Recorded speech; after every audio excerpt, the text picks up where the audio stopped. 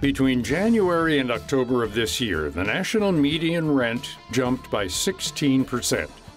Across the country, housing prices have soared during the pandemic and continue to tick upwards. Demand has driven up costs, worsening an already dire housing crisis. The result? Millions of middle and lower income citizens who can't find affordable housing and are left with few options. These people are working, but still can't get by. Take California, for instance. If you make $14 an hour, you would have to work 89 hours per week in order to afford a one-bedroom apartment at the going rate. 1 to 2 bedroom? You need to earn $39 per hour to afford the rental, according to data from the National Low-Income Housing Coalition. Housing prices are at their highest levels. A lot of us thought that with COVID, there would be actually a downturn in the housing market, but in fact, the opposite has happened. And the reality is, if you cannot find a place to live, whether it's not even to buy a home, but even to rent, you're going to end up living in your car. You're going to end up couch surfing, living with family for as long as you can, but ultimately falling into homelessness. And that's really what we're seeing more of, is that economically induced homelessness. That's Jamie Ross, the CEO of the Florida Housing Coalition, a nonprofit aiming to improve the affordability and availability of housing in Florida. She says that the state has seen a drastic increase in rental and home prices due to an influx of new residents. Just in the last year, home prices have jumped by 22%. There are so many folks in the United States, and folks even coming from outside the United States, who have plenty of money. So they're able to pay high prices for housing.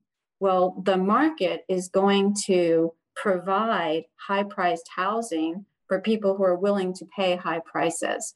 So the prices get set by whatever the market will bear. And that isn't the workforce in Florida. They can't afford those prices. This rise in demand has forced many longtime Floridians to move out of paradise. Many of these residents are part of the 1.6 million people working in the Florida tourism industry. A majority of these workers earn minimum wage, which is $10 an hour, or are paid slightly more. In Orlando, Disney World employees make $15 an hour, but even this isn't enough. If you actually look at the prices for a studio apartment in Osceola County, you would need a $19 wage at the very least to afford a studio apartment. So $15 is, it's a big hike at Disney World and at other places of employment, but it's still not going to close the housing gap that we have currently. That's Andrew Ross, a professor of social and cultural analysis at New York University and the author of Sunbelt Blues: The Failure of American Housing. His new book focuses on Osceola County in Central Florida, which is one of the worst places for affordable housing in the country and home to Disney World. He says that in the county and across the U.S., it's not about a housing supply shortage, but a lack of places that middle and lower class people can actually afford. We have more than 350,000 vacant apartments in New York City right now, according to a recent study. So it's not the more spectacular luxury condos in the sky that have been under scrutiny of late. It's a much greater slice of the housing stock. And in Osceola County, there's an equivalent of that. There's a lot of luxury vacation homes in the western end of the county. Brands itself as the vacation home capital of the world. Very luxurious properties, that rent for $3,000 a night. And on any given night, most of the rooms in these places are empty while people are sleeping underneath the trees in the woods just off Route 192. Andrew Ross spent many months living amongst lower-income residents in Osceola County. As prices rose, he witnessed people forced out of their homes and into monthly motel rooms. It's a very cramped space. If you want to cook, it's a hot plate, portable hot plate you're cooking on. And yes, some of the households are pretty large. As time went by, some of these occupants could no longer afford the rising monthly motel rate and moved even further out, into the woods. This is an invisible population nationwide. It's a swelling population, not just in warm weather locations, also in cold weather locations. And they're out of sight, so they're quite literally invisible unless you know where to look for them. But outside of most small towns or just a little off commercial strips in suburban areas, you'll find people living in the woods. This is America, 2021. While thousands live in tents and sleeping bags, countless apartments priced out of reach stay vacant. The pandemic, in many ways, has only exacerbated this crisis as corporations buy up properties and flip once affordable houses into luxury properties. In the second quarter of this year, 1 in every 6 houses that was purchased in the U.S. was snapped up by a corporate investor, and in some regions, 1 out of every 4. And in addition, what we're seeing right now is private equity snapping up a lot of small landlord holdings that haven't been able to survive during the pandemic. And they're also active in other building classes, trailer parks, student housing, even master planned communities. So, what are some possible solutions? How can local governments increase affordable housing? Jamie Ross points to community land trusts as one vital resource. These trusts are organizations that permanently own the land and enter into a long-term affordable renewable lease with homeowners. Usually the lease is 99 years and comes with a fixed 30-year mortgage, so there aren't any surprise price increases. Community land trust homeownership is an alternative to renting.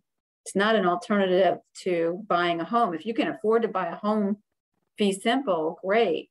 But if you can't, if all you can afford is renting, getting into a community land trust home really may be a possibility for you to work your way into the home ownership market, because the land is taken out of the purchase price because you're not buying the land.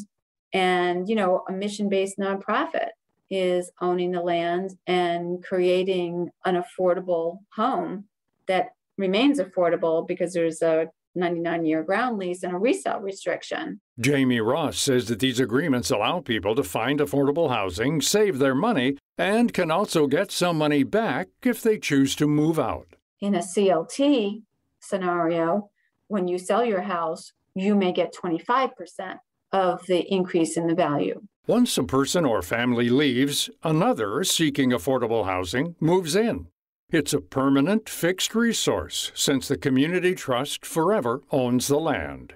One other solution is changing zoning laws so land can be more efficiently used. Changing your land use so that you, as a local government, allow accessory dwelling units, or what people sometimes call granny flats, to allow them in all single-family zoned areas. That is a wonderful smart growth tool, where you have a main house and it has a smaller unit that is a rental unit that can provide workforce housing in an already built environment. With prices for food, gas, and other basics rising across the country, thousands more in the near future will no longer be able to afford their rent or mortgage. There are several solutions to fixing this housing crisis. The important part is that the work is happening to help Americans in need. To find out more about this topic, links to housing resources, and our guests, Professor Andrew Ross and Jamie Ross, visit viewpointsradio.org. This segment was written and produced by Amira Zaveri. I'm Gary Price.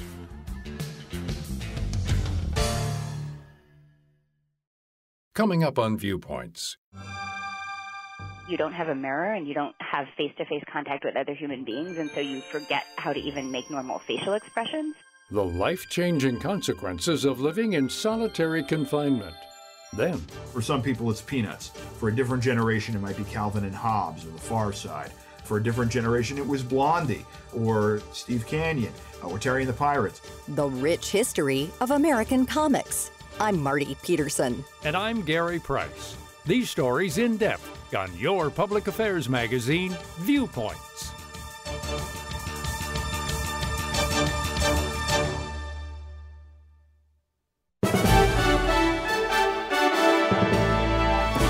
And that's Viewpoints for this week.